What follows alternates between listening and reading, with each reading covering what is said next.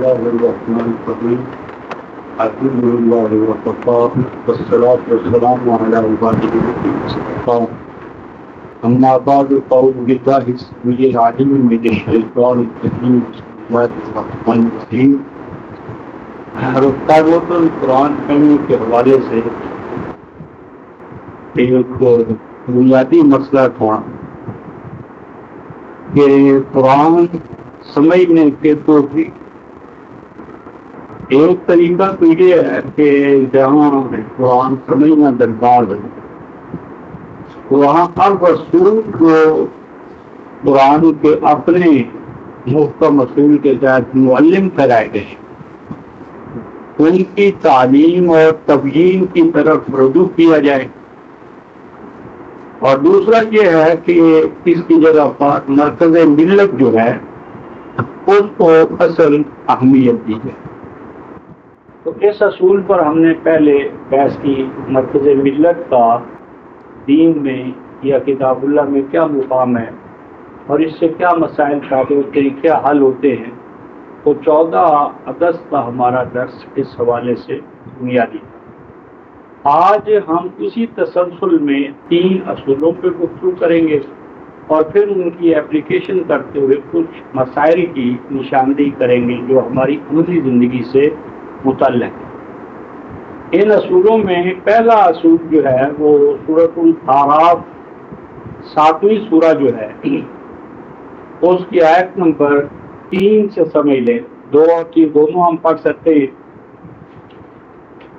محفوظ کیا گیا ہے یا اخذ ہے یا اس سے اس کی بنیاد ہے. بسم اللہ الرحمن الرحیم. سورۃ الاعراف الف لام میم صاد کتاب انزل الیک فلا یکن فی صدرک حرج منہ لتنذر بہ وذکری للمؤمنین اتبعوا ما انزل الیکم من ربکم ولا تتبعوا من دونہ اولیاء قلیلا ما تذکرون. الف لام میم صاد یہ تو نبی پاک صلی اللہ علیہ وسلم کے اوصاف ہیں. الف سے مراد امین، لام سے مراد لین القلب، لین القلب یہ قرآن کی اصطلاح ہے. سورہ آل عمران آیت 159. ایسا فرق کہ جو دوسروں کے غموں میں تکلیفوں میں اپنے آپ کو یعنی ہلکان کر لے، ان کے غم دکھ درد کو اپنا دکھ درد بنا لے اور ان کو اس دکھ درد سے نجات دینے کے لیے اپنے آپ کو وقف کر دے. 3:159 میں. اور میم 2 ہیں. پہلا میم محمد، دوسرا مرسل، اور صاد جو ہے یہ ہے صادق، صادق المصدق اصدق. کتاب یہ گراں قدر کتاب ہے، نازل کی گئی ہے آپ کی جانب. خاص اس کے حوالے سے آپ کے دل دماغ میں کوئی تنگی نہ ہونا چاہیے اس کی جانب سے، اور بالخصوص اس حوالے سے کہ آپ اس کے ذریعے بیدار کریں، آگاہ کریں، آگاہی اور بیداری. اور یہ شرف و مجد کی ضامن ہے، یاد دہانی ہے، نصیحت نامہ ہے ایمان والوں کے لیے. اس کے بعد آیا آیت نمبر 3 اتبعوا ما انزل الیکم من ربکم. اتباع کرو، پیچھے پیچھے چلو، ما اس چیز کے انزل جو نازل کی گئی ہے الیکم تمہاری جانب، من ربکم تمہارے رب کی طرف سے. ولا تتبعوا اور مت اتباع کرو، من دونہ اس کا عام ترجمہ جو اب تک ہے وہ یہ کہ اس کے سوا اولیاء، دوسرے اولیاؤں کا، کارسازوں کا، حاجت رواؤں کا، خوشاؤں کا. قلیلا ما تذکرون اگر تم نے اس اصول کو نظر انداز کیا تو تم نے کچھ بھی فیض حاصل نہ کیا اس قرآن سے. یہ جو یہاں پر رفتہ محترم من دونہ ہی کا لفظ ہے، من دونہ ہی، اس سے یہ سمجھا جاتا ہے کہ قرآن کے علاوہ کسی اور چیز کی اتباع نہیں کرنا. قرآن کے علاوہ کسی اور چیز کی اتباع نہیں کرنا. اور پھر اس سے نتیجہ یہ نکالا جاتا ہے کہ نبی پاک صلی اللہ علیہ وسلم کے ثابت شدہ ارشادات ہوں، افعال ہوں، اعمال ہوں، سنتیں ہوں، طریقے ہوں، کچھ بھی ہو، وہ بھی قابل اتباع نہیں. یعنی کہتے یہ ہیں کہ اتباع صرف قرآن کی ہوگی اور قرآن کے علاوہ کسی چیز کی اتباع نہیں ہوگی. اس میں رفقا محترم من دونی کے مفہوم کو سمجھنا. من دونی کا اگر یہ معنی ہو کہ قرآن کے علاوہ کسی چیز کی اتباع نہیں کرنی تو اور ساری چیزیں چھوڑ دیں. اس بات پہ غور کریں کہ یہ دوست مرکز ملت کے تو قائل ہیں، مرکز ملت کے تو قائل ہیں. تو جب مرکز ملت قائم ہوگا یا پہلے جب قائم ہوا تھا تو ان دوستوں کے خیال میں کیا مرکز ملت کی اتباع ہے یا نہیں؟ اور کیا مرکز ملت سراپا قرآن ہے؟ کیا مرکز ملت جو ہے وہ قرآن کی آیتیں پڑھ کر یعنی بس وہ قرآن کی آیتیں پڑھتا رہے گا؟ یعنی اس مفہوم پر بنیادی سوال یہ ہے کہ اگر اتباع ہے صرف قرآن کی اور قرآن کے علاوہ آپ نے کسی کی بات نہیں ماننی تو پہلی بات تو یہ ہے کہ قرآن اپنی اتباع کیسے کروائے گا؟ جب تک کہ قرآن کے حوالے سے کوئی نظام نہ ہوگا اور وہ نظام چلانے والے افراد نہیں ہوں گے، انتظامیہ نہیں ہوگی، عدلیہ نہیں ہوگی، حیات حاکمہ نہیں ہوگی، تو قرآن بحیثیت کتاب اپنی اتباع کیسے کروائے گا؟ یہ لازمی بات ہے کہ اس کے پیچھے ایک نظام ہوگا اور جب نظام ہوگا تو اس نظام کی اتباع ہوگی. لہذا یہ جو تصور ہے کہ اتباع صرف قرآن کی اور قرآن کے علاوہ جو چیز ہے وہ واجب الترک ہے، ترک کرو، چھوڑ دو، اس کے حوالے سے بات مانو، تو یہ بات صحیح نہیں. اس ضمن میں جو من دون ہی ہے اسی پر اصل بات سمجھنی ہے. من دون ہی کا کیا معنی ہے؟ من دون ہی کا معنی ما سوا نہیں ہے، بلکہ من دون کا معنی یہاں پر ہے کہ خلاف، کنٹراڈکشن ٹو، یعنی وہ چیزیں کہ جو قرآن کے کتاب اللہ کے اینٹی ہیں، اس کے خلاف ہیں.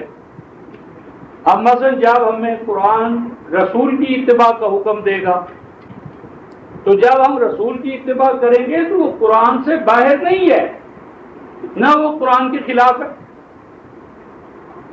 اور اسی طرح رسول اپنی حیات طیبہ میں جن کو قاضی بنائے گا، جن کو والی بنائے گا، جن کو زکوٰۃ اکٹھا کرنے کے لیے اپنی طرف سے مرکز بنائے گا، تو کیا ہم ان کی اتباع نہیں کریں گے؟ اور کیا رسول براہ راست تمام جو اس کی مملکت بس 10 لاکھ مربع میل پر نبی پاک صلی اللہ علیہ وسلم کی حیات طیبہ میں اسلامک اسٹیٹ قائم ہوئی بحرین تک، ادھر بحرین، نجران، ان تمام یمن، یہ تمام علاقے نبی پاک صلی اللہ علیہ وسلم کی حیات طیبہ میں اسلامی مملکت میں شامل ہوئی. یہ تاریخ کا مسلمہ یعنی ایک واقعہ ہے، حقیقت ہے. تو کیا یہ تمام جو علاقے تھے وہاں کے جو اہل ایمان تھے براہ راست وہ نبی پاک صلی اللہ علیہ وسلم کے پاس آئیں گے؟ نہ تو وہ براہ راست قرآن کی اتباع کر سکتے ہیں، نہ نبی پاک صلی اللہ علیہ وسلم کی براہ راست اتباع کریں گے.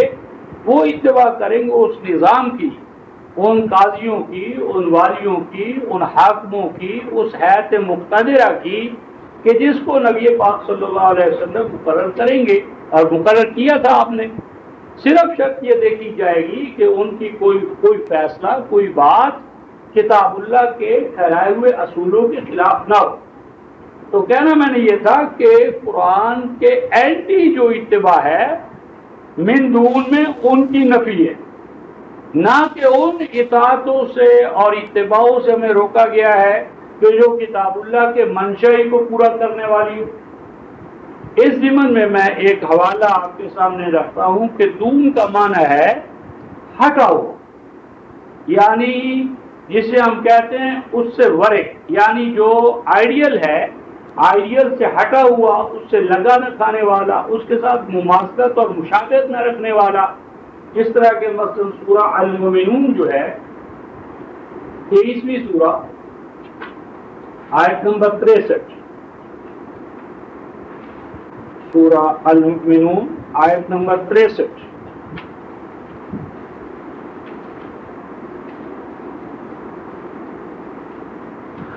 اس میں یہ الفاظ ہیں رفتار محترم کے بال قلوبہم فی غمرۃ من ھذا ولہم اعمال من دون ذلک ہم لہا عاملون۔ فرمایا کہ حقیقت تو یہ ہے کہ ان کے قلوب و اذہان، دل دماغ، فی غمرۃ من ھذا، جو کتاب، جو دین، جو نظام ہم نے ان کو عطا کیا ہے اس سے پردے میں،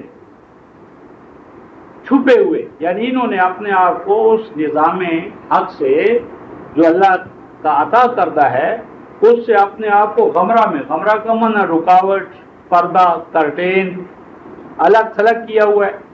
اور آگے فرمایا وَلَهُمْ، اور ان کے ہاں اعمال، اعمال ہیں، وَلَهُمْ، اور ان کے ہاں اعمال ہیں، من دون ذالک، اس کتاب سماوی سے ہٹے ہوئے، یعنی کتاب کے سوا نہیں، من دون ذالک، یعنی ان کے اعمال اس میزان پر پورے نہیں اترتے جو میزان سماوی ہے۔ عمل تو یہ کر رہے ہیں لیکن ان کے اعمال جو ہیں اس من دون ذالک، اس کتاب الہی سے، معیار سماوی سے ہٹے ہوئے ہیں۔ ہم لہا عاملون، اور یہ اندھا دھند، بغیر یہ جانے پر کہ جائزہ لیے کہ ان کے اعمال میزان الہی پر پورے اترتے ہیں یا نہیں اترتے، باپ سے، دادا سے، دائیں بائیں جہاں سے بھی انہیں کوئی عمل مل گیا ہے اس کو کیے جا رہے ہیں، بغیر یہ سوچے سمجھے، اس کا جائزہ لیے کہ یہ میزان سماوی میں ان کی حیثیت کیا ہے۔ اسی ضمن میں رفقائے محترم ایک اور آیت سامنے آتی ہے 1267، 1267 سورہ یوسف، سورہ یوسف 12ویں سورہ ہے، آیت 67۔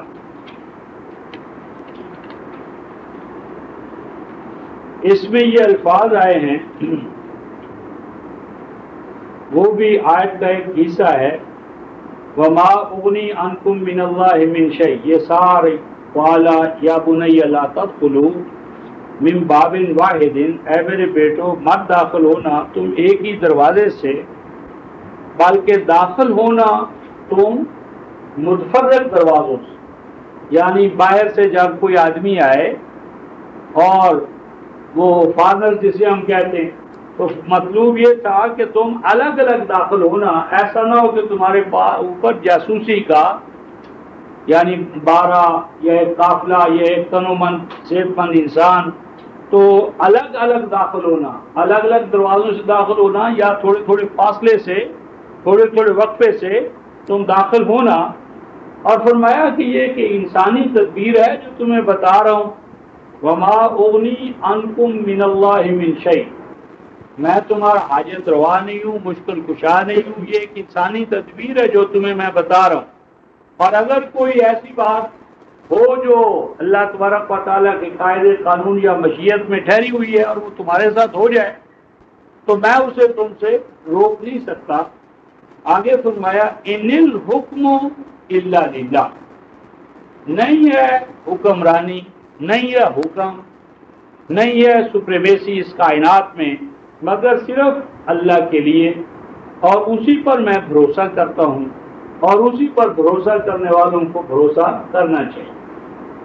یہ اور اس طرح کی کچھ اور آیات یہ اس حوالے سے سمجھی جاتی ہیں کہ اللہ کے علاوہ کسی کا حکم نہیں ماننا چاہیے، اور اللہ کا حکم قرآن میں ہے، لہذا قرآن کے علاوہ کسی بھی حکم کو ماننا یہ شرک ہے۔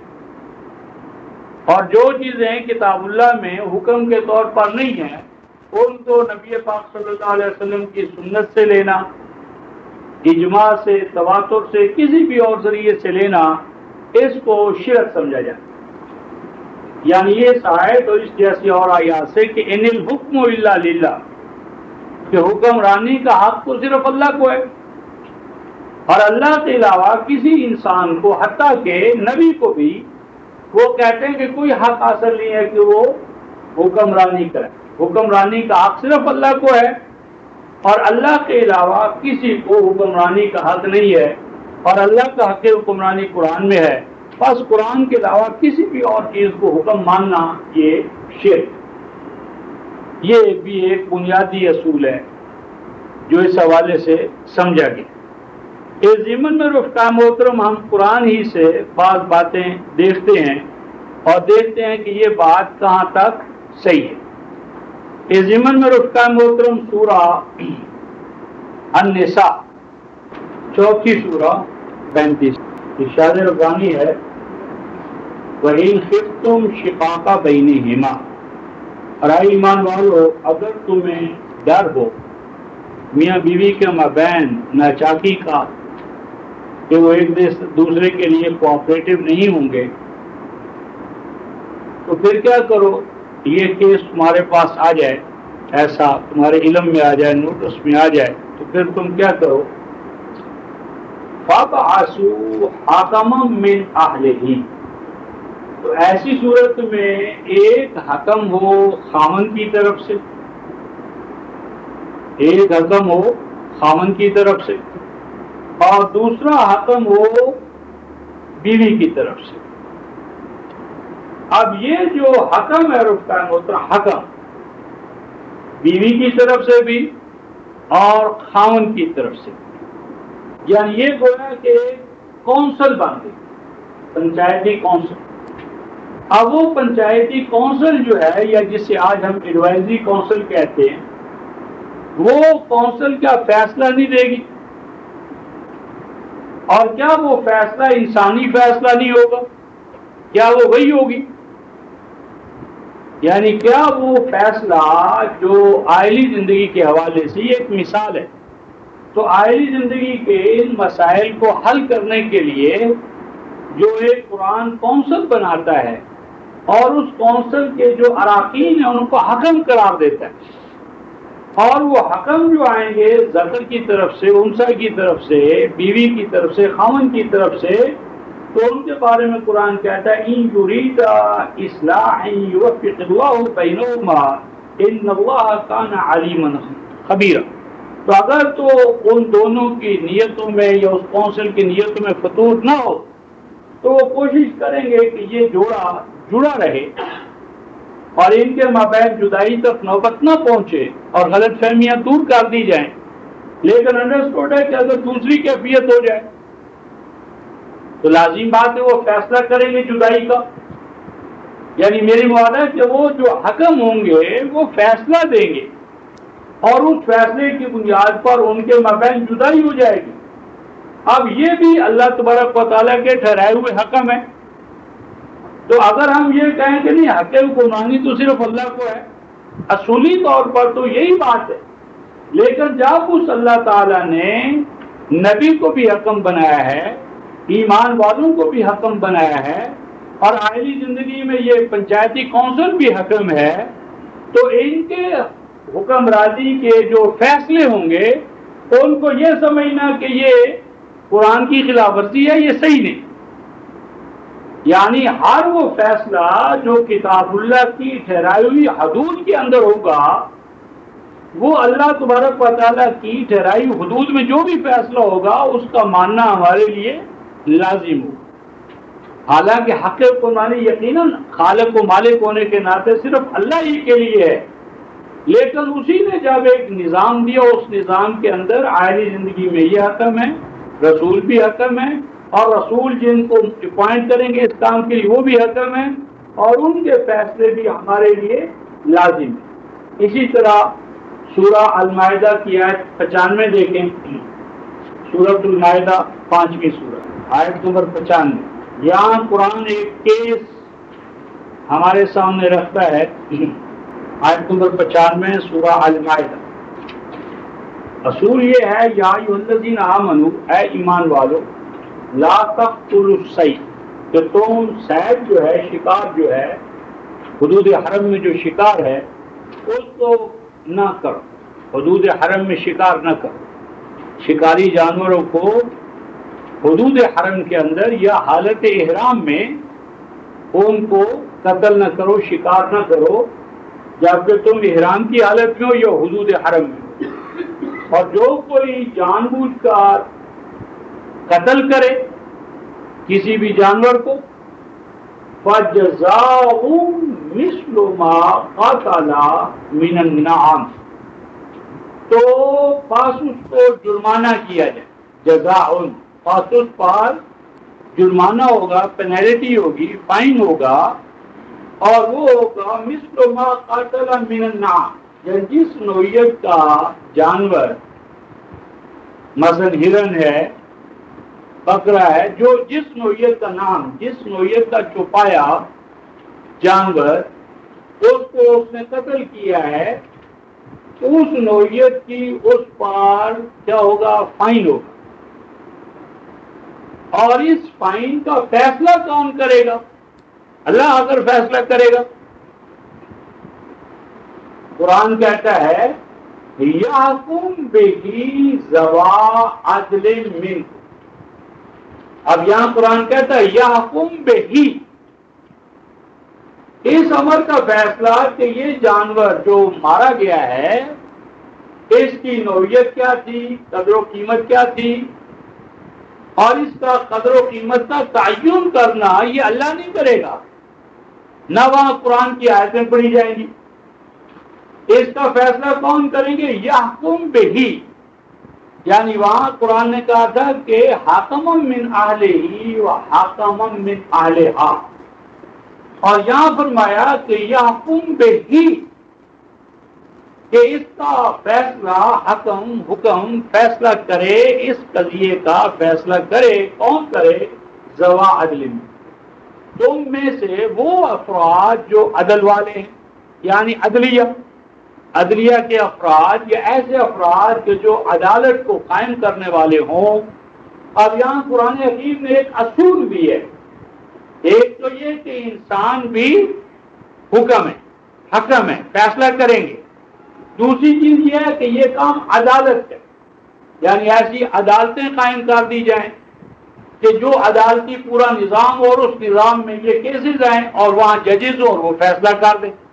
یعنی میری مراد کے باوجود اس کے کہ ان الحکم الا للہ، اس کے باوجود قرآن ایک وہاں ایڈوائزری کونسل دی اور یہاں ایک جوڈیشری ہے، ججز ہیں، افراد ہیں، اور ان کا جو فیصلہ ہوگا اس کو مانا جائے گا۔ وہ فیصلہ کریں گے کہ بھئی اس جانور کی قیمت یہ بنتی اور یہ تم جمع کراؤ، ہدین بالغ الکعبہ، کہ یہ قیمت حجی کے بعد میں پہنچائی جائے کعبہ میں، اور اگر ایسا نہ ہو او کفارۃ طعام مساکین، یا وہ یہ بتائیں کہ اگر تم قیمت نہیں ادا کر سکتے تو اتنے مساکین کو کھانا کھلا دو، یا جو بھی اس کی متبادل صورت ہو سکتی ہو وہ تجویز کریں۔ میری مراد ہے کہ ان کے لیے متبادل تجویز دینا، مساکین کے کھانے کا تعین کرنا، حدی کا تعین کرنا، وہ جو تعین کر دیں گے عدلیہ والے ذوی عدل، تو اس کا ماننا بھی لازم ہو۔ کہتا نہیں جی میں تو قرآن کا حکم مانوں گا اور یہ تو مجھ جیسے انسان ہے، میں ان کا فیصلہ نہیں مانتا، تو یہ قرآن کی خلاف ورزی ہے۔ یعنی گویا کہ قرآن نے، یعنی جو سمجھے اور اس کا قرآن کے اندر اور باہر کی مثال، مثلا ہمارے ہاں ہماری کیا ہے، قانون ساز ادارہ ہے، اسمبلی ہے۔ اب ہماری اسمبلی جو ہے، فرض کر لیں وابڈا کے بارے میں ایک بل پاس کرتی ہے کہ مثلا وابڈا کا ایک ادارہ ہے، وہ ہم نے الیکٹ کرنا ہے، بنانا ہے۔ اب وابڈا کے بارے میں ایک بل پاس ہو جاتا ہے کہ بھئی وابڈا کا ادارہ جو ہے وہ بننا چاہیے، اور اس کے لیے ایک اتھارٹی یا ایک کونسل مقرر کر دی جاتی ہے۔ اب وہ کونسل جو ہے وہ واپڈا کے قیام کے لیے اغراض و مقاصد اور بائی لاز بناتی ہے، اور وہ سارے بائی لاز بنا کر پھر اسمبلی کے سامنے لے آتی ہے، اور اسمبلی ان تمام چیزوں کو پاس کر دیتی ہے۔ اب آپ بتائیں کہ جو وہ بائی لاز جو اس کمیٹی نے تشکیل دیے ہیں، اس رولز کے تحت یا اس بل کے تحت جو اسمبلی نے پاس کیا تھا، تو کوئی کہہ جی میں آئین پاکستان کو تو مانوں گا، لیکن یہ واپڈا نے جو اس طرح کے بائی لاز بنی کو میں نہیں مانتا، یہ میری کوئی اتھارٹی نہیں ہے۔ تو یہ رویہ خلاف آئین ہے، یعنی آئین نے جن افراد اور اداروں کو سینکشن کیا ہے، ان کو ڈیلیگیٹس کی ہیں پاور، تو وہ ڈیلیگیٹڈ پاور کے تحت جب کوئی قانون بنایا جائے گا، بائی لاز بنائے جائیں گے، تو ان بائی لاز یا قوانین کی جو اطاعت ہوگی، اتباع ہوگی، وہ اصل آئین ہی کی اتباع ہے۔ دیکھا صرف یہ جائے گا کہ کیا اس نے وہ جو آئین کی روح ہے، منشا ہے، اس کو وائلیٹ تو نہیں کیا، اور اس امر کا فیصلہ بھی وہی اسمبلی کرے گی، آپ اور ہم نہیں کر سکتے۔ تو میری بات یہ تھی کہ قرآن کے اندر اور باہر کی بحث فضول بحث ہے۔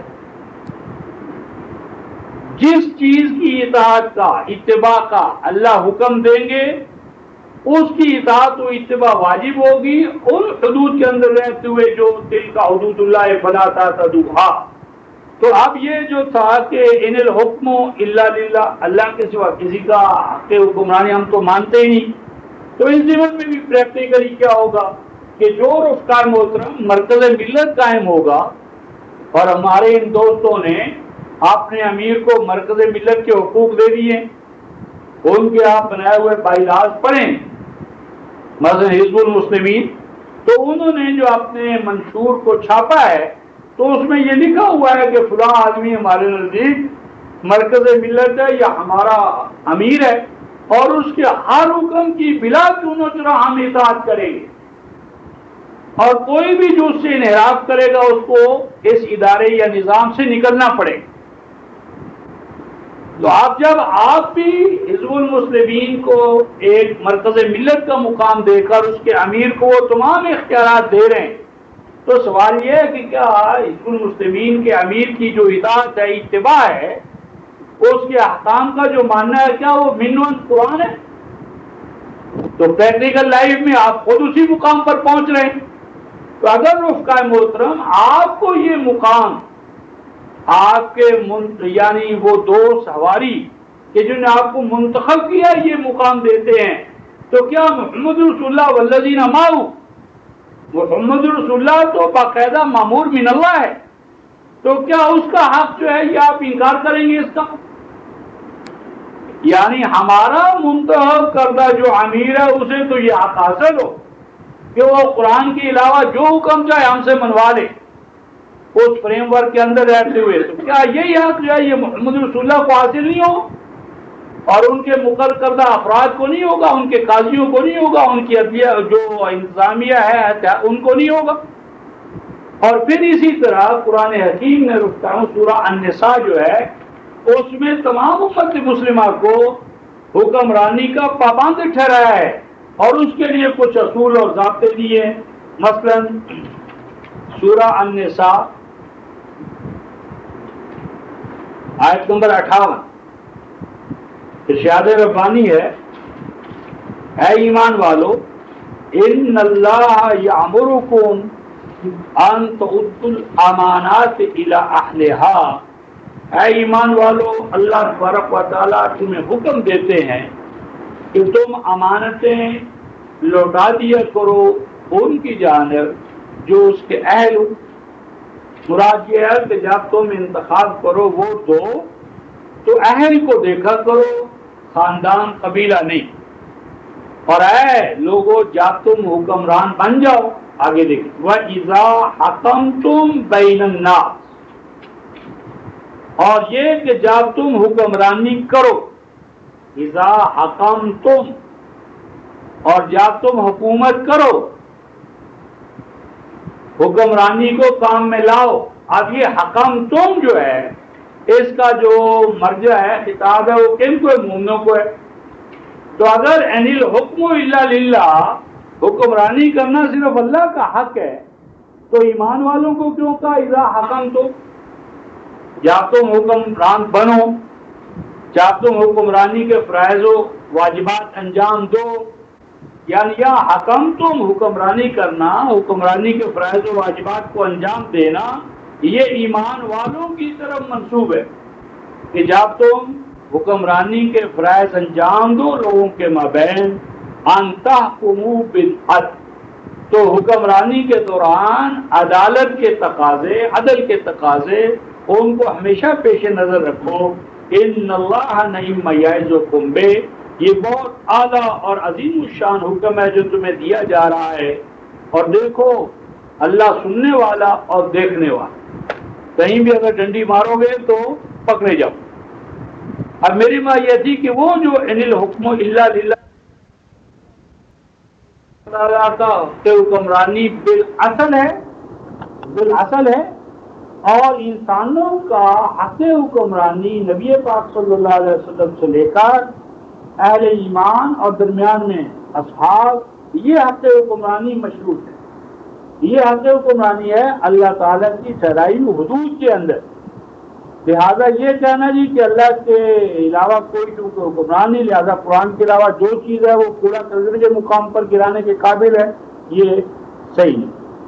اسی طرح ایک اور اہم بات رفقا محترم سورہ العنکبوت کی آیت 51 ہے، 29ویں سورہ. اولم یکفہم انا انزلنا علیک الکتاب یتلی علیہم ان فی ذلک لرحمۃ وذکری لقوم یؤمنون. آیت کی کام 29 کا کام 51.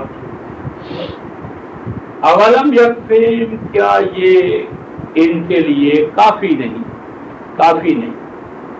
کہ ہم نے نازل کی ان کی جانب الکتاب، جو ان کے اوپر تلاوت کی جاتی ہے، اور اس کتاب الہی کے اندر اللہ کی رحمت ہے اور یاد دہانی ہے کہ قوم یؤمنون، اس قوم کے لیے جو اللہ پر ایمان لانا چاہے. اس سے یہ عنوان قائم کیا جاتا ہے کہ قرآن ایک خود مکتفی کتاب، یعنی قرآن ایک خود مکتفی کتاب ہے. لہذا قرآن کے باہر جانے کی ہمیں کیا ضرورت ہے؟ قرآن کے علاوہ کسی اور چیز کو ہم کیوں مانیں؟ قرآن ایک سیلف سفیشینٹ بک ہے، تو جب وہ سیلف سفیشینٹ بک ہے تو ہم قرآن سے باہر کیوں جائیں؟ ہم نہیں جاتے. لہٰذا ہم قرآن سے علاوہ کوئی اور چیز نہیں مانیں گے. یہ نتیجہ. پہلے اس آیت کا ہم رفقا محترم سیاق دیکھتے ہیں کہ یہ آیت سیاق و سباق اس کا کیا ہے، کہاں یہ آیت آئی ہے، کیا اس کا موقع اور محل کیا ہے، جسے ہم کہتے ہیں reference to the context. Reference to the context اس کا یہ ہے کہ جو منکرین قرآن ہیں وہ قرآن کی حقانیت کے لیے، قرآن کے من جانب اللہ ہونے کے لیے دلیل طلب کرتے تھے حصی معجزہ، کہ قرآن کو ہم تب مانیں گے جب اس کے پیچھے معجزہ اور قرآن کو پیش کرنے والا کوئی ہمیں معجزہ دکھائے، حصی معجزہ آیت دکھائے. اور اگر وہ حصی معجزہ یا آیت پیش نہ کرے تو ہم قرآن کی صداقت کو تسلیم نہیں کریں گے. یہ اس کا ماقبل ہے. الفاظ یہ ہیں وقالوا، اور کہا انہوں نے، یہ کہتے ہیں وہ لوگ، لولا انزل علیہ آیات من ربہ، کیوں نہیں نازل کی گئی اس کے اوپر اس کے رب کی جانب سے آیات. یہاں آیات سے مراد آیات تنزیل نہیں ہے، ریویلڈ آیات نہیں ہے، کیونکہ وہ تو پے بپے آپ پر نازل کی گئی. یعنی آیات احکام، آیات ہدایت، وہ تو پے بپے ان کا نزول ہوا، پورا قرآن نازل ہوا، نزول قرآن کی آیتیں نازل ہوئی، صورتیں نازل ہوئی اور ہو رہی ہیں۔ یہاں پر جو نزول آیات ہے وہ ہیں حصی معجزہ جو ان کا مطالبہ تھا۔ تو کل ان سے کہو کہ انما الآیات عند اللہ، کہ جہاں تک اس طرح کے آیات کا، معجزات کا دکھانا ہے تو اللہ تبارک و تعالیٰ کیا یہ کوئی ناممکن نہیں۔ یعنی جو اس پوری کائنات کو رفقائے محترم ایک امر کن سے پیدا کرتا ہے اور جس کا اشارہ کسی بھی چیز کو وجود پذیر کرنے کے لیے کافی ہے، مجرد ایک اشارہ، تو اس کے لیے بڑے سے بڑا معجزہ جو آج آپ کے اور میرے جو ان کی نظر میں ہے وہ کرنا کیا ناممکن ہے، کچھ مشکل ہے، لیکن چونکہ یہ اللہ کی سنت میں، اس لیے اس کا دوسرا جواب دیا جا رہا ہے۔ فرمایا کہ آیات، بڑے سے بڑے معجزے، بڑی سے بڑی آیات اللہ تعالیٰ کے ہاں تو اس کا ہر وقت امکان ہے، عند اللہ، اللہ کے ہاں موجود ہے۔ وَإِنَّمَا أَنَا نَذِيرٌ مُبِينٌ، لیکن اللہ تعالیٰ نے مجھے معجزات دکھانے کے لیے اور میرے ہاتھ پر معجزات ظاہر کرنے کے لیے مجھے نہیں بھیجا۔ یعنی وہ قوم قرآن کی حقانیت کے لیے اسی معجزات کا مطالبہ کرتی ہے۔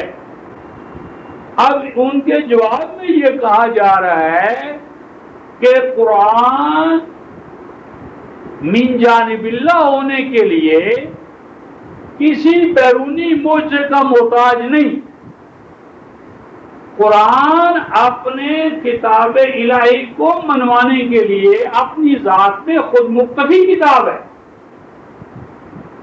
یعنی قرآن کا کتاب الہی ہونا یہ کسی بیرونی معجزے کا محتاج نہیں۔ یعنی قرآن کے اندر جو کنٹینٹس ہیں، جو دلائل ہیں، جو شواہد ہیں، اس کے من جانب اللہ ہونے کا جو پروف ہے، اس کے لیے قرآن ایک خود مکتفی کتاب ہے۔ یعنی قرآن کے من جانب اللہ ہونے کے لیے قرآن کسی بیرونی شاہد کا، دلیل کا، معجزے کا محتاج نہیں۔ یعنی اس کا معنی یہ نہیں کہ آپ رسول کے بھی محتاج نہیں، معلم کے محتاج نہیں، مبین کے محتاج نہیں، اور قرآن کو ہر آدمی خود کھول کر بیٹھ جائے اور کہہ جی کہ بس قرآن میرے پاس ہے، میں خود اس کو پڑھنا شروع کر دوں گا، میں رسول کا محتاج نہیں، میں معلم کا محتاج نہیں، قرآن خود مکتفی کتاب ہے۔ یعنی یہاں اکتفائیت جو ہے صرف اس حوالے سے ہے کہ قرآن کا من جانب اللہ ہونے کا جو دعویٰ ہے، اس کے دلائل کے لیے وہ کسی حصی، خارجی، بیرونی معجزے کا محتاج نہیں۔ اس کے من جانب اللہ ہونے کے دلائل و شواہد اس کے اندر موجود ہیں۔ اچھا، آپ اس کو دوسرے حوالے سے لیں کہ یہ کہنا کہ قرآن بیرونی کسی چیز کا محتاج نہیں، ہم بیرون قرآن نہیں جائیں گے، یہ ایک دعویٰ ہے۔ اس دعوے کو پریکٹیکلی اس کا ہم انالیسس کرتے ہیں کہ یہ کہاں تک صحیح ہے۔ جو لوگ رفقائے محترم یہ کہتے ہیں کہ ہم بیرون قرآن، قرآن سے باہر کوئی چیز نہیں لیں گے، کوئی چیز نہیں لیں گے، جو لیں گے قرآن ہی سے لیں گے، نبی پاک صلی اللہ علیہ وسلم کی تعلیمات، ارشادات، عملی جو اس کی تشکیلات، وہ نہیں لیں گے، اور کچھ وہ کرے نہ کرے رفقائے محترم لغات کے تو وہ بھی محتاج ہیں۔ یعنی لغات عرب کے تو وہ بھی محتاج ہیں، اور لغات عرب کے لیے ان کو مستقل ایک کتاب لکھنا پڑی ہے جس کا نام ہی لغات القرآن ہے، اور اس لغات القرآن کے اندر جو کچھ ہے رفقائے محترم وہ قرآنی آیات تو نہیں ہے، اس میں بھی زمانہ جاہلیت کے شعراء کے اشعار ہیں، انسانوں کے اقوال ہیں کہ ابن انباری یہ کہتا ہے، ابن عربی یہ کہتا ہے، اسمعی کا یہ بیان ہے۔ تو بھئی اگر قرآن نبی پاک صلی اللہ علیہ وسلم کی تعلیمات کا، تشریحات کا محتاج نہیں ہے تو پھر قرآن لغات عرب کا بھی محتاج نہیں ہے۔ اور اگر تم کہتے ہو کہ نہیں جی ٹھیک ہے نبی پاک صلی اللہ علیہ وسلم کی تعلیمات کا تو محتاج ہے، لیکن وہ تعلیمات نبی پاک سے مرتب کر کے جمع کر کے کسی ایک کتابی شکل میں نہیں دی، لہذا ہم ان کی اتھینٹسٹی نہیں مانتے، تو ہم اسی بنیاد کو آگے بڑھاتے ہوئے کہہ سکتے ہیں کہ اگر قرآن لغات عرب کا محتاج تھا تو کیا لغات عرب کا کوئی اتھینٹک مجموعہ محمد رسول اللہ نے جمع کروا کے امت کو دیا؟ یعنی اگر یہ دلیل کہ ٹھیک ہے جی قرآن رسول کی تعلیمات کا اگر محتاج ہوتا تو رسول ان تعلیمات کا کوئی مجموعہ دیتے، ابھی میں اس طرف بعد میں آ رہا ہوں کہ یہ کہاں تک ہے کہاں تک نہیں ہے، لیکن اسی کو میں یوں کہتا ہوں کہ جب یہ تمہاری دلیل محکم ہے تو کیا اسی طرح ہم یہ نہیں کہہ سکتے کہ کیا نبی پاک صلی اللہ علیہ وسلم نے کوئی لغات عرب کا مستند مجموعہ آپ کو دیا؟ کیا آپ کو نہیں پتا تھا کہ یہ قرآن تو غیر عربوں کے لیے بھی ہے، اور غیر عرب قرآن اس کو سمجھ نہیں سکیں گے جب تک کہ اتھینٹک لغات عرب کا میں مجموعہ نہ دوں؟ اور اگر چلو نعوذ باللہ آپ کو یہ خیال نہیں آیا تو کم از کم خلافت راشدہ کے جو حامل افراد ہیں سیدنا ابوبکر، عمر، عثمان، علی، کم از کم انہیں یہ خیال آیا ہوتا۔ تو جس طرح کہتے ہیں کہ چونکہ احادیث کا کوئی مجموعہ نہ رسول پاک صلی اللہ علیہ وسلم نے لکھوایا نہ خلفائے راشدین لکھوایا، لہذا باطل، تو بالکل یہی دلیل دوسرے حوالے سے دی جا سکتی ہے کہ کیا لغات عرب کا کوئی مستند مجموعہ محمد رسول اللہ نے خود تیار کروایا ہے؟ کہ اگر قرآن کم از کم لغات عرب کا تو محتاج تم مانتے ہو تو کیا لغات عرب کے حوالے سے رسول نے اپنی ذمہ داری ادا کی، خلفائے راشدین نے کی؟ اور اگر نہیں کی تو تمہیں یہ ضرورت کیوں لاحق ہو گئی؟ اور کیا تم قرآن کو براہ راست سمجھ سکتے ہو جب تک کہ تمہارے ساتھ لغات القرآن نہ ہو؟ لغات القرآن نہ ہو، مفہوم القرآن نہ ہو، پھر لغات اور مفہوم کے علاوہ مطالب الفرقان نہ ہو جو ابھی سورہ النحل تک پہنچی ہے، سورۃ النحل کے بعد ابھی پھر کچھ بھی نہیں ہے۔ تو میری مراد ہے کہ یہ کہنا کہ قرآن درون قرآن کا کسی چیز کا محتاج نہیں اور پھر اپنی ساری زندگی میں لغاتیں لکھنا، مفہوم لکھنا، مطالب لکھنا اور قوم کے لیے اشتہار دینا اور کہنا جی قرآن بڑا آسان ہے، اس آسان قرآن کے لیے کیا کرو، میری لغات القرآن خریدو، میرا مفہوم القرآن خریدو، میرا مطالب الفرقان خریدو۔ تو کیا ان چیزوں کا قرآن محتاج ہے؟ تو اگر میری اور آپ کی تشریحات کا نعوذ باللہ وہ محتاج ہے تو کیا معلم اولی کی تشریحات اور عملی تشکیلات ان کی دین اور قرآن کے فہم میں کوئی اس کی حیثیت نہ ہوگی؟ یہ کیسے؟ اسی طرح رفقا محترم اب ہم پریکٹیکل ایک اور حوالے سے مثلا سورہ آل عمران سورہ البقرہ آیت 158 میں قرآن کہتا ہے کہ ان الصفا والمروہ من شعائر اللہ، سورہ البقرہ آیت 158 کہ یہ صفا اور مروہ جو ہے یہ اللہ تبارک و تعالیٰ کے شعائر میں سے، ان الصفا والمروہ من شعائر اللہ، صفا اور مروہ اللہ کے شعائر میں سے ہے۔ اب ہم پوچھتے ہیں کہ سارا قرآن پڑھ جائیں اور اس سارے قرآن سے ہمیں یہ بتائیں کہ یہ صفا اور مروہ کیا ہے؟ یہ کوئی دو انسانوں کا نام ہے یا یہ کوئی دو پہاڑ ہیں؟ یہ پہاڑ ہیں تو کیا ہیں؟ کہاں ہیں؟ سوئٹزرلینڈ میں ہیں، انگلینڈ میں ہیں، انڈیا میں ہیں، عراق میں، کہاں ہیں؟ یعنی جو شخص کہتا ہے کہ میں نے تو بھائی قرآن کا لینا ہے، قرآن کے علاوہ میں کسی چیز کو نہیں مانتا، تو ہم اس سے پوچھیں گے کہ اللہ کے بندے یہ بتا کہ یہ جو صفا اور مروہ جن کو کہ قرآن نے شاعر اللہ کہا ہے، تو تواتر کا تو قائل نہیں، نہ تواتر مانتا ہے، نہ اجماع مانتا ہے، نہ زمن میں امت کا کوئی ماضی مانتا ہے، تو یہ تو قرآن کی آیت ہے نا کہ ان الصفا والمروہ من شعائر اللہ، کہ صفا اور مروہ اللہ کے شعائر میں سے ہے. تو یہ صفا اور مروہ کو ہم معلوم کرنا چاہتے ہیں، بتا تو ہمیں پورا قرآن پڑھ کر یہ کہاں ہے. حتیٰ کہ اور تو اور رفقائے محترم سورہ آل عمران آیت نمبر 96، سورۃ المائدہ آیت نمبر 95 کہ جعل اللہ الکعبۃ البیت الحرام قیاما للناس. یہ جو کعبہ ہے، کعبہ 96 5 95 96، تو یہ جو کعبہ ہے جعل اللہ الکعبۃ البیت الحرام سورہ المائدہ آیت نمبر 95، تو یہ کعبہ جو ہے، کعبہ بیت الحرام،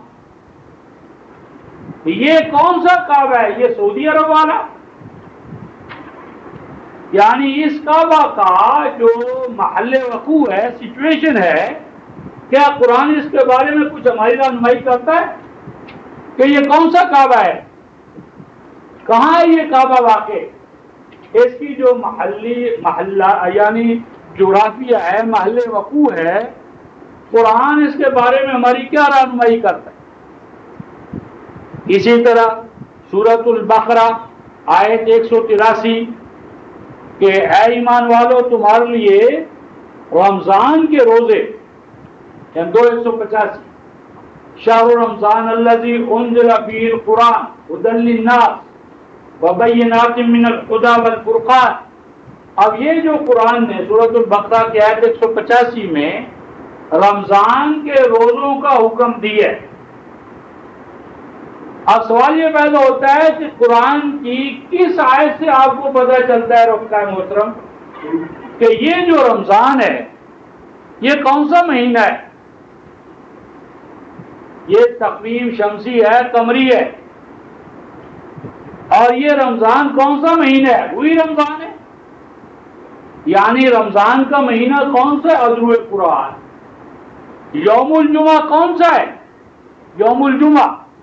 یعنی یوم الجمعہ کا یوم الجمعہ ہونا، رمضان کا ماہ صیام ہونا، اور تقویم قمری کے اندر اس مہینے کا فلاں نمبر ہے، یعنی اس کے بعد شوال ہے اور اس سے پہلے شعبان ہے.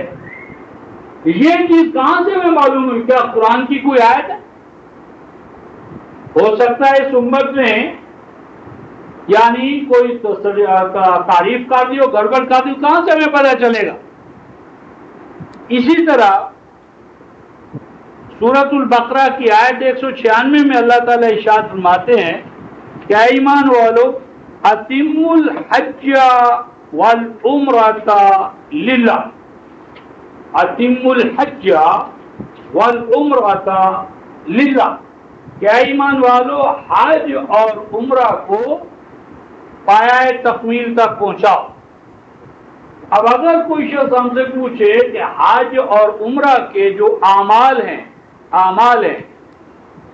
وہ سارے کے سارے ہمیں قرآن سے 2 4 کی طرح دکھاؤ، کہ قرآن سے دکھاؤ کہ قرآن کی کوئی آیت تو ھذا ھو الحج وھذہ ہی العمرہ، کہ ھذا ھو الحج وھذہ ہی العمرہ، یعنی حج اور عمرہ کے بارے میں آیات آئیں گی، حکم آئے گا، لیکن اس حکم کی جو عملی یا پریکٹیکل جو شیپ ہے، ڈیمانسٹریشن ہے، وہ نبی پاک صلی اللہ علیہ وسلم کی تعلیم کے سوا اس کا کوئی اور چارہ کار نہیں.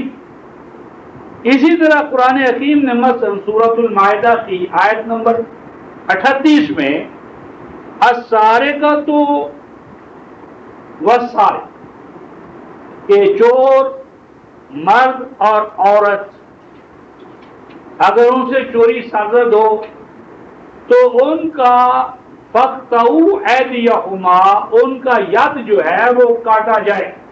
سورۃ المائدہ آیت نمبر 38. اب بھائی یہ چوری کی مقدار، ہاتھ کا کاٹنا، کہ ہاتھ تو یہاں سے یہاں تک یہ سارا ہاتھ ہے، تو یہ پورے کا پورا ہاتھ کاٹ دیا جائے، یہاں تک ہاتھ کاٹا جائے، یہاں تک کاٹا جائے، کاٹنے کی کیفیت کیا ہو۔ اب اس میں اگر عمل رسول اگر نمونہ نہیں تو اس میں اجتہاد کرو گے، تو اگر تمہیں اور ہمیں ضمن میں اجتہاد کرنے کا حق حاصل ہے تو کیا نبی پاک صلی اللہ علیہ وسلم کے اگر اجتہاد سے، فیصلوں سے یہ بات امت کے ہاں پہلے چلی آ رہی ہے تو اس کا کیوں انکار کیا جائے؟ اور اگر تم اس کا انکار کرو گے یا تم کوئی نئی ڈیفینیشن دو گے مرکز ملت کے طور پر اور امت اسے نہیں مانے گی تو کیا جدال کا دروازہ کھول دو گے، لڑائی شروع کر دو گے امت کے ساتھ؟ کیا ہوگا تمہارے اور ان کے مابین؟ کیا نظام چلے گا؟ اسی طرح رفقائے محترم یہ ایک لمبا موضوع ہے اور اس میں بہت سی ہم مثالیں لا سکتے ہیں، لیکن مثالیں لانے سے میں ابھی ایک اصول کی وضاحت کر رہا ہوں کہ قرآن کے اندر اگر نبی کی اطاعت کا ذکر ہے اور امت کے اولو الالباب کی حکمرانی کا حق تسلیم کیا گیا ہے اور ان کے فیصلوں کو عملی بائننگ قرار دیا گیا ہے، تو ان کے فیصلوں کو ماننا، ان کی اتباع کرنا اور ان کے منشا کو پورا کرنا یہ بیرون قرآن نہیں ہے، یہ اندرون قرآن ہی کی بحث ہے، نہ کہ بیرون قرآن۔ اسی ضمن میں ایک اور بنیادی اصول میں آپ کے سامنے لاتا ہوں، سورہ النساء کے عملی طریقہ کار قرآن کے ماننے میں کیا ہے۔ تو سورہ النساء آیت 115، چوتھی سورہ آیت نمبر 115، وَمَن يُشَاقِقِ الرَّسُولَ مِن بَعْدِ مَا تَبَيَّنَ لَهُ الْهُدَى وَيَتَّبِعْ غَيْرَ سَبِيلِ الْمُؤْمِنِينَ نُوَلِّهِ مَا تَوَلَّى وَنُصْلِهِ جَهَنَّمَ وَسَاءَتْ مَصِيرًا۔ فرمایا اور جو کوئی یشاقق رفقائے محترم یہ فعل مضارع کا معنی آج کرے، رسول کے دور میں کرے یا رسول کے بعد کرے، تو جو کوئی علیحدگی اختیار کرے، شکا یہ شکو کا معنی ہوتا ہے اشارہ، راستہ بڑا جو ہے تو اس میں سے پگڈنڈی، بڑے راستے سے چھوٹی چھوٹی ادھر ادھر کی پگڈنڈیاں بنا لینا، تو جو کوئی علیحدگی اختیار کرے، جدائی اختیار کرے کس سے؟ رسول سے، یعنی مومن ہو جائے اور مومن ہونے کے بعد جی میں نے تو کتاب کو ماننا تھا، کتاب آ گئی میرے پاس، رسول کا کام کتاب پہنچانا تھا، رسول نے کتاب پہنچائی، میں نے کتاب کو مان لیا، اللہ کو مان لیا، بس آپ کیا واجب ہے کہ میں رسول کے ساتھ ساتھ چلوں؟ قرآن کہتا ہے اور جو کوئی علیحدگی اختیار کرے رسول سے، تب من بعد ما تبین لہ الہدی، جبکہ الرسول نے اس کے سامنے اللہ تعالی کی ہدایت کو دو اور دو چار کی طرح بیان کر دیا، یعنی الہدی اللہ کی ہدایت، اللہ کی ہدایت آ گئی رسول کے توسط سے اور کسی نے اس ہدایت کو مان لیا، لیکن وہ کہتا ہے جی میں اللہ کی کتاب کو تو پکڑوں گا لیکن رسول سے میں علیحدگی اختیار کرتا ہوں، رسول انسان ہے، حق حکمرانی اللہ کو ہے، میں اللہ کی حکمرانی مانتا ہوں، رسول سے علیحدگی اختیار کرتا ہوں۔ تو جو کوئی رسول سے، ان کے راستے سے، ان کی تعلیمات سے، رسول سے علیحدگی اختیار کرے، جبکہ الہدا کا الہدا ہونا دو اور دو چار کی طرح کلیئر کٹ انداز میں ان کے سامنے آ گیا، اور آگے اگلی بات ارشاد فرمائی رفقائے محترم، وَيَتَّبِعْ غَيْرَ سَبِيلِ الْمُؤْمِنِينَ، رسول سے بھی جدائی اختیار نہ کرے، لیکن رسول کے ساتھ جو اہل ایمان ہیں، جماعت صحابہ، تو اس رسول کے ساتھ ساتھ جو جماعت صحابہ کا راستہ ہے، طریقہ ہے، المؤمنون قرآن میں جہاں بھی آئے گا محمد رسول اللہ کے بعد اس کا اول مقدار مہاجر و انصار کی جماعت ہے، مہاجر و انصار کی جماعت المؤمنون۔ تو پھر المؤمنون کا جو سنتیں، طریقے، فیصلے، قضایا کون سے؟ کون کہ جی نہیں میں قرآن کو مانتا ہوں، رسول کو بھی مانتا ہوں، لیکن المؤمنون کے راستے پر چلنا، طریقے پر چلنا، انہوں نے جو وے آف لائف عملی شکل دی اس کو میں نہیں مانتا۔ تو قرآن کہتا ہے جو کوئی ایسا کرے گا نولہ ما تولی، تو اس کی لگام اور اس کے ہاتھ میں دے دے، پابندی نہیں ہے، جبر نہیں کریں گے آپ، نہ اس اعلان کے بعد اس کی زبان سلب کریں گے، نہ دل دماغ کو معاف کریں گے، اس کی لگام، اس کی نکیل کو اس کے ہاتھ میں دے دیں گے، لیکن اسے یاد رکھنا چاہیے نصلہ جہنم، اس کا انجام کیا ہوگا کہ سیدھا پہنچائیں گے ہم اسے جہنم، وساعت مسیرا، اور وہ جہنم برا ہے ٹھکانہ۔ یعنی گویا کہ نہ صرف الرسول کی اتباع بلکہ الرسول کے ساتھ ساتھ الرسول کی حیات طیبہ میں یا رسول کے بعد جماعت صحابہ نے جو بائی لاز بنائے ہیں، بائی لاز بنائے ہیں، ان بائی لاز کو تسلیم کرنا حدود اللہ کے اندر رہتے ہوئے یہ بھی لازم ہے۔ اس ضمن میں میں دو آیات آپ کے سامنے لاتا ہوں۔ ایک تو ڈنڈی یہاں ماری گئی ہے، ہمارے قرآن والوں نے یہ ڈنڈی ماری کہ المؤمنون سے مراد لیا انبیاء۔ 6 صفحے محترم عبداللہ چکالوی صاحب نے اس مقام پر اپنی تفسیر میں زوردار طریقے سے لکھے ہیں کہ المؤمنون سے مراد کون ہے؟ انبیاء ہے،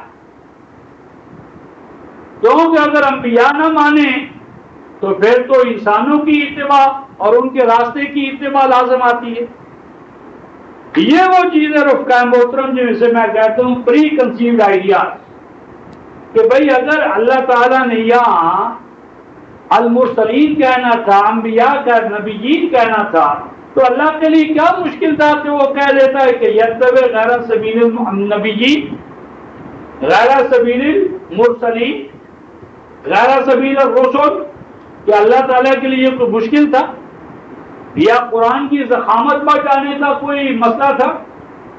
تو جب اللہ تعالیٰ نے المؤمنین کہا ہے تو مجھے اور آپ کو کیا حاصل ہے کہ اس مومنون کو لازم ہے نبیوں کے ساتھ تبدیل کریں اور مومنوں کو فٹ کر دیں، منحصر کر دیں ایمان والوں کو صرف نبیوں پر، اور نبیوں کا راستہ کہہ کر پھر وہی کو ان کے ساتھ مقید کر دو، پھر کہیں بس ثابت ہو گیا جی قرآن کے علاوہ ہم نے کوئی بات نہیں ماننی۔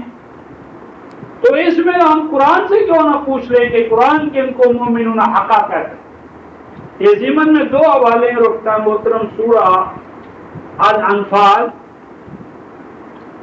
آیت نمبر 4 اور آیت نمبر 74۔ اللہ تبارک و تعالیٰ تو علیم ہر حوالے سے تھے، لہذا جو چور دروازے میں نے آپ نے قرآن کے نام پر یا قرآن سے باہر جا کر جو اختیار کرنے تھے اللہ تعالیٰ نے ان کا پہلے ہی سدباب کر دیا ہے۔ تو سورہ 8ویں سورہ آیت نمبر 4 پہلے ایمان والوں کو یہ ارشاد سنایا کہ انما المؤمنون، انما کلمہ حسر، اس کے سوا کوئی بات نہیں کہ مومن تو بس یہ ہے مومن، اذا ذکر اللہ، جب اللہ کا ذکر کروایا جائے، واجرت قلوبہم، تو ان کے دل دہل جائے، دل دماغ اور فکر الہی کے سامنے ہیں۔ یہ آیت نمبر 2 سے میں لے رہا ہوں، سورہ الانفال 8ویں سورہ آیت نمبر 2۔ مومن تو بس وہ ہیں کہ جب انہیں اللہ کا ذکر کرایا جاتا ہے تو ان کے دل دماغ اس ذکر الہی کے سامنے پچھ جاتے، پگھل جاتے، اور جب ان کے سامنے اللہ کی آیات کی تلاوت کی جاتی ہے تو وہ تلاوت آیات ہوا ان میں ایمان کی زیادتی کا باعث بنتی ہے، اور وہ اپنے رب پر مکمل بھروسہ کرتے ہیں، اور یہی وہ لوگ ہیں جو الصلاۃ کو قائم کرتے ہیں اور جو ہم نے ان کو دیا ہے اس میں سے خرچ کرتے رہتے ہیں۔ آگے فرمایا اولئک هم المؤمنون حقا، یہ ہے حقے اور سچے مومنون حق۔ اب اس کی آیت 74 دیکھیں، یہ والذین آمنوا وحاجروا وجاہدوا فی سبیل اللہ والذین اووا ونصروا اولئک هم المؤمنون حقا لہم مغفرۃ ورزق کریم۔ وہ تمام لوگ جو ایمان لائے، جنہوں نے ہجرت اختیار کی اللہ کے راستے میں، جنہوں نے اللہ کے راستے میں جہاد کیا، اور وہ لوگ کہ جنہوں نے ان مہاجرین کو ٹھکانہ دیا، ان کی نصرت کی، دست و بازو بنے۔ کون ہو گئے رکان محترم؟ مہاجر و انصار۔ پہلے حاجر و مہاجرین، نمبر 2 انصار، اور کیا فرمایا اولئک هم المؤمنون حقا، یہ ہیں حق مومن۔ اللہ تعالیٰ ان کو مومنون حقا کہہ رہے ہیں۔ اور مولوی عبداللہ چرغاوی صاحب مومنون حقا سے بچنے کے لیے کہ ان کا کوئی راستہ جو ہے، طریقہ جو ہے ماننا نہ پڑ جائے، انہوں نے کہا نہیں، مومنون سے مراد ہی نبی۔ پھر اس کے بعد اگلی سورت کی رفتار محترم آیت نمبر 100 دیکھیں، سورہ توبہ، سورہ توبہ آیت 100۔